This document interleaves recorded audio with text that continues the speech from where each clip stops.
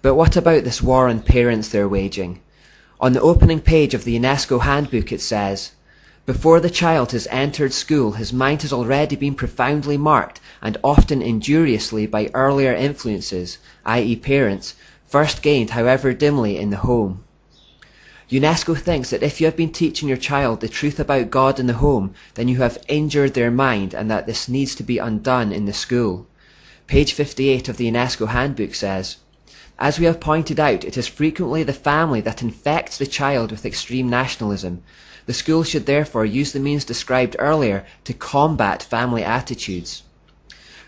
The whole aim is to undermine Judeo-Christian values and to eradicate it as an infection from the minds of children."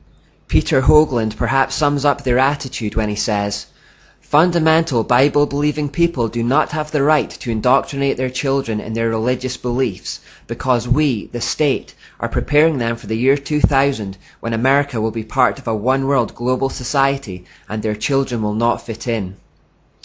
They are, in fact, encouraging children to rebel against their parents' instruction, and by doing so they are of course breaking the fifth commandment to honor your father and mother.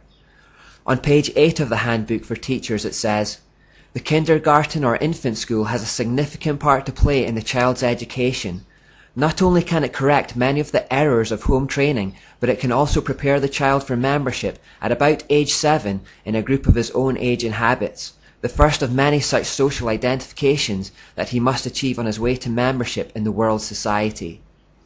Again, they see the teaching of parents as errors that need to be corrected.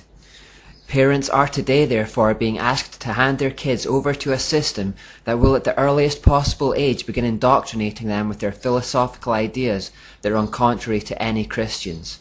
We can also see from this quotation that they believe peer pressure will aid their cause. Today, because of the economic squeeze on average working families, along with the Lilith-inspired feminist movement, many mothers have either been taught to think of motherhood as something inferior to careerism or have financially been left with no choice but to go to work and leave their child in the hands of others. This separation between kids and parents is good for the United Nations. Full destruction of family units, as prescribed by Plato, also helps their cause because it forces single mothers to work and leaves the family without a strong male figure, which research proves is very important to the health, happiness, and success of children as they grow up. More to the point, the home is then robbed of strong male spiritual leaders. Satan has been waging a sustained attack on men and male identity for a long time in the knowledge that if he can render them weak, disillusioned and stunted spiritually, the rest of his work becomes a lot easier. I feel very strongly that Christian men need to waken up to the battle that is being waged on them and their masculinity. Christian families need to waken up as a whole to the fact that Satan wants to destroy that cohesive unit. This attack on male identity in particular is a whole other subject that needs to be addressed, but we need a generation of spiritual warriors here who are prepared to take the fight to the enemy. Some Christian parents have already seen potential harm in the state education system and have chosen to homeschool their children or at least pull their kids out of certain classes. This is, of course, not acceptable in the coming New World Order. In Germany, it is already illegal to homeschool children, and in March 2011 a couple were jailed for withdrawing their child from a sex education class. Here in the UK, on 18th of October 2009, the British Government Schools Minister Diana Johnson went on to BBC Radio 4's Sunday programme hosted by Roger Bolton and explained that some evangelical parents may need monitoring by the state because they may intimidate their children with ideas about God, sin and hell. She explained that they were reviewing the rules of home education, and as part of the shake-up, the government wanted state education officials to have the right to interview homeschooled children without their parents being present. The intention, of course, is to identify and prosecute those parents who are giving their children Christian ideas that go against those of the New World Order. Are these the actions of a free nation when the government wants to prosecute people who think the wrong things, believe the wrong things, and speak the wrong things? It seems to me we don't realise how dark things have become. So worried are the UK government that Christian parents could keep their children out of the system that they reviewed the homeschooling policy 3 times in just 4 years.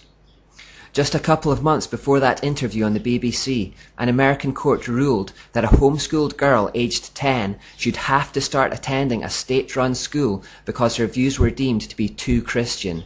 Her mother's attorney stated that the court decided that the girl's religious beliefs are a bit too sincerely held and need to be mixed amongst other worldviews. Access to Christian ideas is not to be tolerated in the New World Order.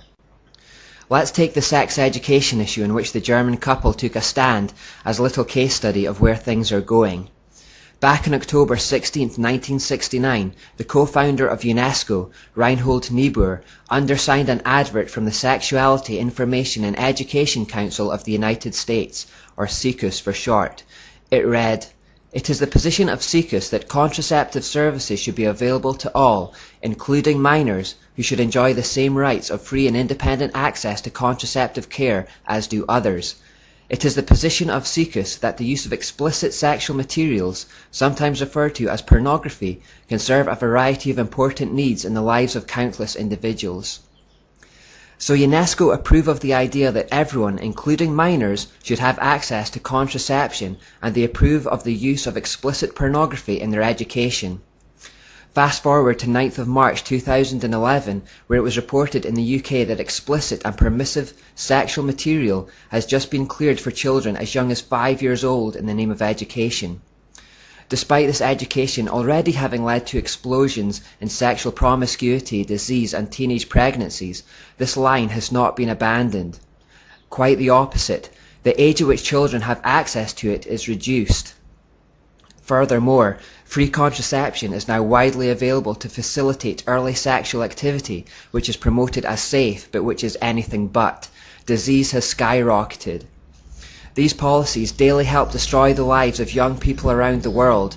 The reason it's not being reversed is because they're not really concerned about the well-being of individuals. The primary aim of the whole United Nations organization is to usher in the required conditions for their Christ Lucifer. The end justifies the means in their eyes. As the parents in Germany found out, they are jailed if they try to keep their children away from it. Huxley's UNESCO handbook even perpetuated the old ideas of eugenics, saying, "Thus, even though it is quite true that any radical eugenic policy will be for many years politically and psychologically impossible, it will be important for UNESCO to see that the eugenic problem is examined with the greatest care, and that the public mind is informed of the issues at stake, so that much that is now unthinkable may at least become thinkable."